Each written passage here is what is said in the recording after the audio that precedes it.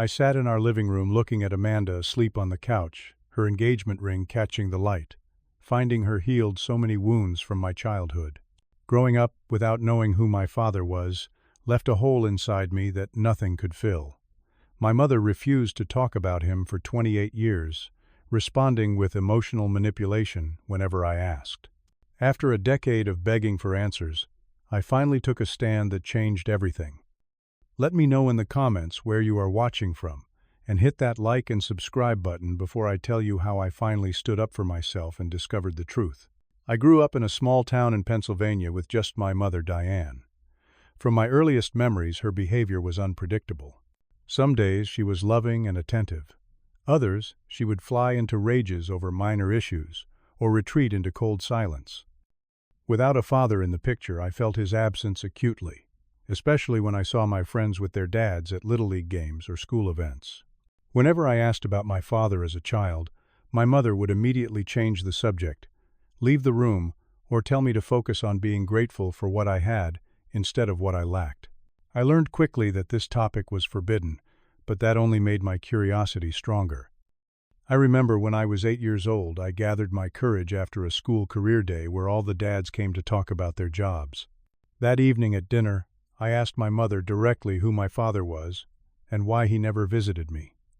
Her reaction was extreme. She slammed her hand on the table, making me jump in my seat. Her face turned red as she shouted, "I've done everything for you, Gale. Everything. And this is how you repay me." By making me feel like I am not enough, I sat there, frozen, my 8-year-old mind unable to understand why asking about my father made me ungrateful. I apologized immediately, tears streaming down my face, promising never to ask again. She calmed down eventually, but that night established a pattern that would continue throughout my childhood. Second grade brought another painful memory. We made Father Day cards in class, and I sat there not knowing what to do with mine. My teacher, not knowing my situation, asked me why I was not working on my card. Before I could answer, another student loudly announced that I did not have a dad. The classroom went silent. I wished I could disappear. I ended up making a card anyway, and hiding it in my backpack, later placing it under my pillow, pretending somewhere out there my father would somehow receive the sentiment. My mother had an arsenal of emotional manipulation techniques that became more sophisticated as I grew older. If I disappointed her in any way, she would bring up all the sacrifices she made as a single parent. If I questioned her version of events, she would insist my memory was faulty. And just when I thought I could not take any more, she would show unexpected kindness, bringing home my favorite dessert or planning a special outing, resetting the cycle of control. Around the time I turned 12, I noticed a slight softening in her stance. During a rare, peaceful dinner, when I carefully broached the subject of my father, instead of her usual anger, she sighed deeply and said, "Someday, Gale. Someday, when you are older, we will talk about it." That vague promise gave me hope that answers awaited me in the future. Without any real information, I created an imaginary version of my father to fill the void. In my mind, he was tall like me, worked in construction or as a firefighter, and had been forced away by circumstances beyond his control. Maybe he was in the military and deployed overseas, or perhaps he did not even know I existed. The possibilities were endless, and creating these scenarios helped me cope with his absence. As I entered high school, my determination to discover my identity grew stronger. I became friends with Jake Miller, whose parents were divorced, but who maintained a close relationship with both his mother and father. Jake could not understand why my mother refused to tell me anything, and encouraged me to keep searching for answers. "Everyone deserves to know where they come from," he told me one afternoon as we walked home from basketball practice. "It is part of who you are." His support gave me the courage to continue asking questions, even though each attempt ended with my mother shutting me down completely. My 18th birthday felt like a milestone in more ways than one. Legally, an adult, I believed I was finally entitled to information about my father. After opening presents and eating cake, I sat my mother down in our living room. "Mom," I said, trying to keep my voice steady, "I am 18 now. I think it is time you told me about my father. I am not asking to disrupt anyone. Lives. I just need to know where I come from." I thought my rational approach would work. Instead, she exploded in a way I had never seen before. She accused me of being ungrateful for all she had sacrificed, claiming I was trying to abandon her after she had given up her youth and dreams to raise me. "After everything I have done for you," she screamed, tears streaming down her face, "this is how you thank me. By suggesting I have not been enough, that you need someone else." What followed was 2 weeks of silent treatment, punctuated by finding my basketball trophies in the trash and my college application materials torn up. The final blow came when she informed me she would not be contributing to my college education as previously promised. "If you are so interested in finding this man who never cared about you," she said coldly, "then maybe he can pay for your school."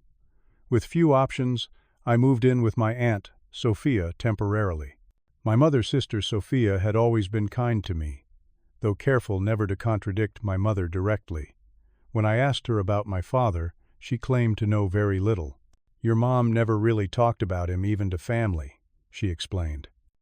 "I know they dated briefly before you were born, but then he was gone.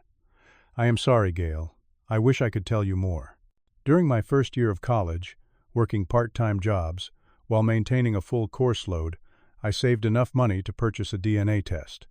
I was hopeful this scientific approach would yield the answers my mother refused to provide. When the results came back, my excitement quickly turned to disappointment. I had matches with several distant relatives, third and fourth cousins, but no immediate family connections that could lead me to my father. It was during this difficult period that I met Amanda in my freshman literature class. Something about her quiet confidence and genuine interest in others drew me to her immediately. On our third date, I found myself telling her about my search for my father. Instead of the pity I had seen in others, eyes I saw understanding and support.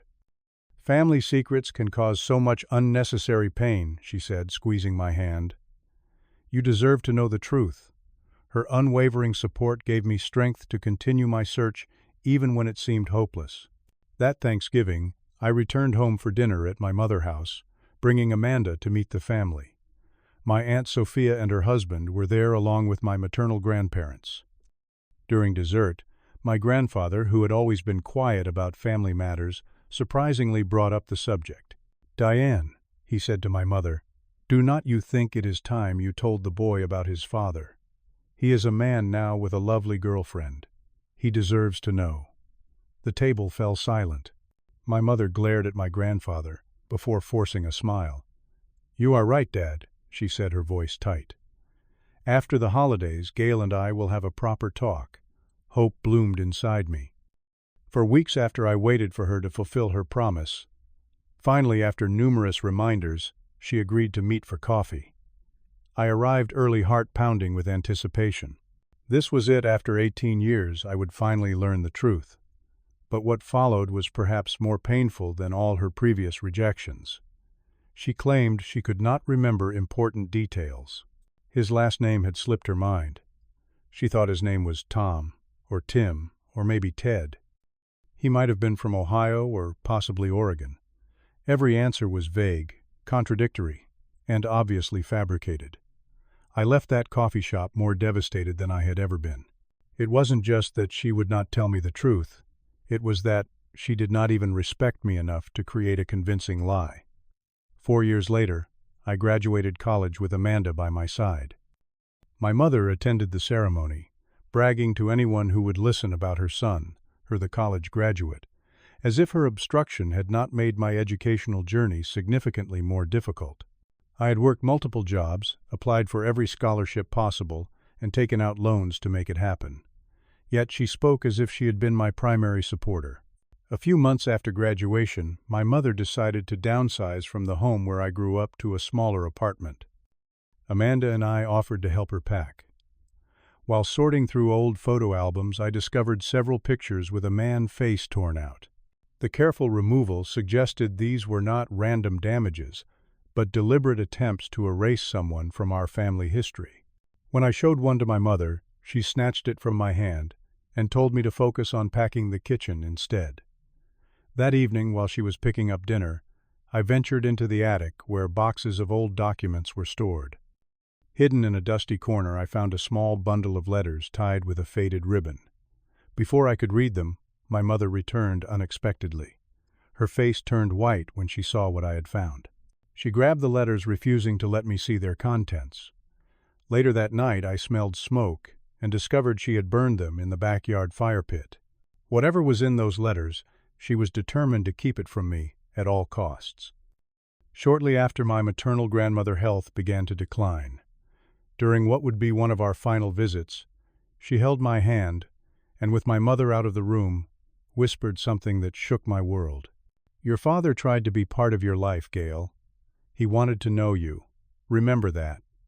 Before I could ask more questions, my mother returned, and my grandmother fell silent. She passed away 2 weeks later, taking whatever else she knew with her. Armed with this new information, I confronted my mother directly. "Grandma told me that my father wanted to be in my life. You kept him from me, did not you?" Her reaction was the worst I had ever seen.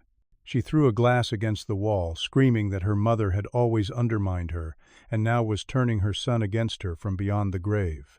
She collapsed in tears, claiming chest pains. Concerned, I called an ambulance, but the emergency room doctors found nothing wrong, suggesting it might have been a panic attack. This pattern continued for the next year. Whenever I pressed for information about my father, she would deflect with health concerns or other crises that demanded my immediate attention and sympathy. When I proposed to Amanda after 5 years together, my mother initially seemed happy. However, as wedding planning began, she tried to control every aspect from the venue to the guest list, creating conflict with Amanda and her family at every opportunity. During this stressful time, I started seeing a therapist to help manage my anxiety. In one particularly powerful session, my therapist asked a simple question. What would happen if you prioritized your need for truth over your mother, need for secrecy? That question triggered an emotional breakdown, as I realized how much my mother manipulation had shaped my life. I had always put her comfort above my own needs, sacrificing my identity to maintain peace. Strengthened by therapy and Amanda's unwavering support, I decided to make one final attempt at getting the truth. I invited my mother to dinner at my apartment and laid everything out plainly. "Mom, I am getting married soon and starting my own family. Before I do, I need to know who my father is. This is not negotiable anymore. Either you tell me the truth, or I will have to reconsider your role in my life moving forward, including at my wedding." I expected anger tears or health complaints. Instead, she looked at me coldly and said, "You do not deserve to know. Some things are better left in the past, and frankly, that girl you are marrying has filled your head with this nonsense about identity and truth.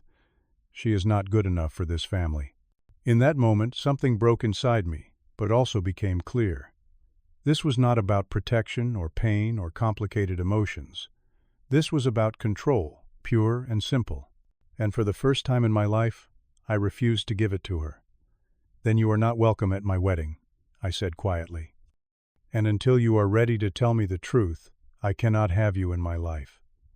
Making the decision to uninvite my mother from my wedding was the hardest thing I had ever done, but also the most liberating. Various family members called to pressure me into reconciliation, but for once I stood firm. This boundary was necessary not just for me, but for my future with Amanda. With limited information, I hired a private investigator, using my savings to finally get answers. While the investigation was underway, I reached out to my mother's estranged sister Linda, whom I had met only a few times in my life. "I always thought it was wrong what your mother did," Linda told me during our phone call. "She disappeared for almost a year when she was pregnant with you. When she came back, she had you and a completely different personality. She cut off anyone who asked too many questions." Linda provided a crucial piece of information. My mother had lived in Columbus, Ohio for several months before I was born. She thought my father's first name might have been Thomas. Armed with this information, the investigator made quick progress. Within 3 weeks, he called with news that changed my life forever. He had located a Thomas Warren, living just 3 hours away, who had dated my mother 28 years ago. My hands shook as I dialed the number the investigator had provided. A deep voice answered on the third ring. "Hello, is this Thomas Warren?" I asked, barely able to breathe. Yes, it is. Who is calling? My name is Gale Mitchell. I believe. I believe you might be my biological father.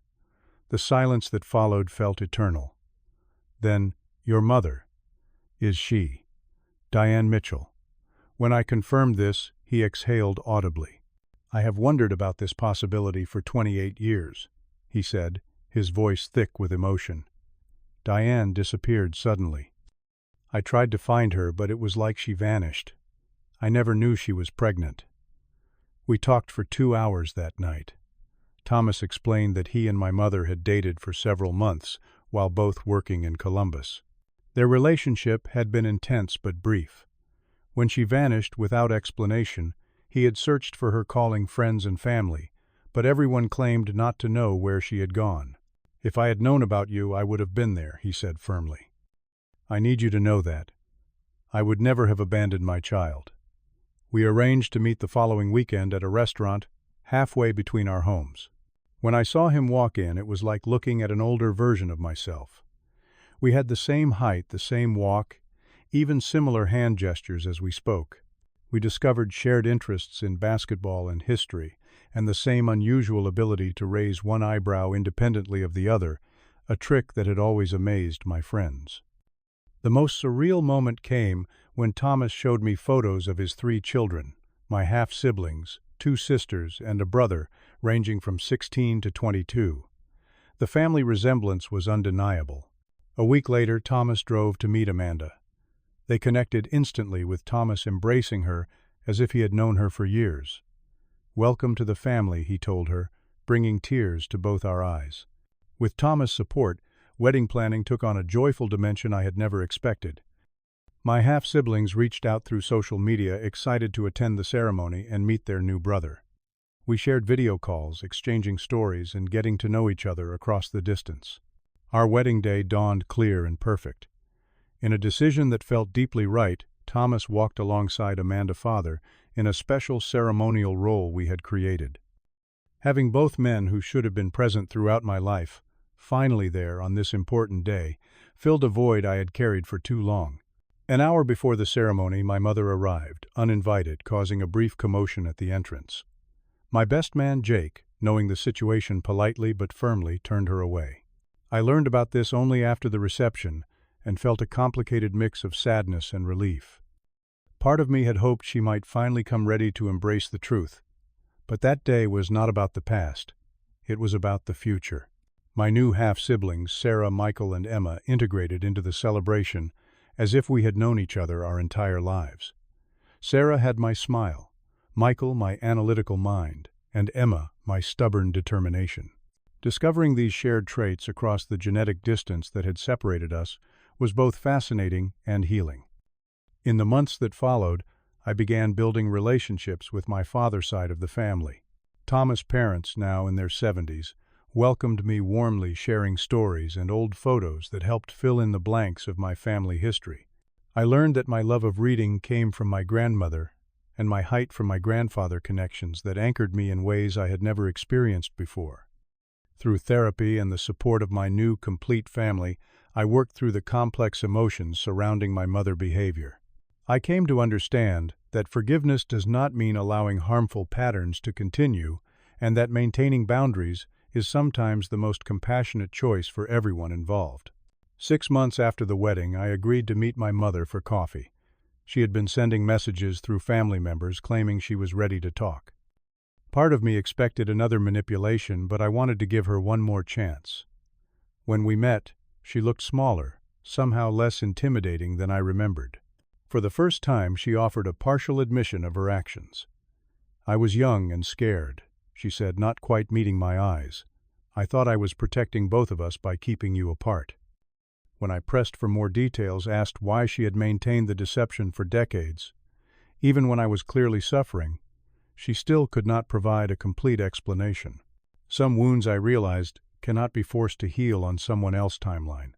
I set clear conditions for any future relationship, ongoing therapy for her complete honesty moving forward, and respect for my relationships with both Amanda and my newfound family. Whether she can meet these conditions remains to be seen. Today, 2 years after discovering the truth, I have found a peace I never thought possible.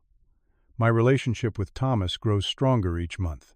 Amanda and I are discussing starting our own family soon, and I am committed to creating a home built on honesty and open communication. The journey to find my father taught me that, while we cannot control the circumstances of our birth or early years, we can choose how we respond to them. Truth may be painful, but living without it is ultimately more damaging. Have you ever had to make a difficult decision that put your own emotional health first? Let me know in the comments below. If this story resonated with you, please like and subscribe to hear more journeys of healing and self-discovery. Share this video with someone who might be struggling to set boundaries with family members. Thank you for listening to my story.